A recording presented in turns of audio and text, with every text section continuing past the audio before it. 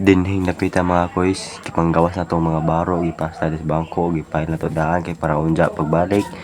Ug ato na bude maplastar po dadon pagbalik sa kwarto o tandianap mga koys. Kani sugdanan nato na daan napita. Huwag mong subukan. Masisira ang buhay mo. Ang init naman.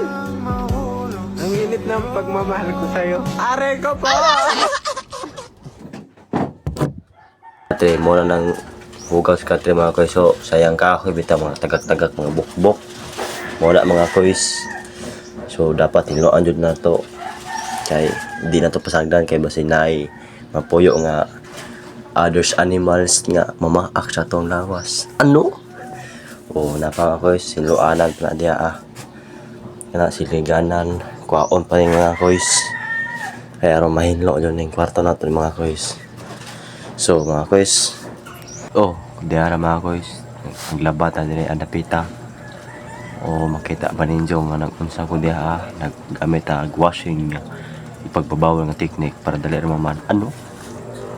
O diya pa kayo mga habol na to. Kaya ron mahinlo po. Pero pagtuig na to, kumot kayo.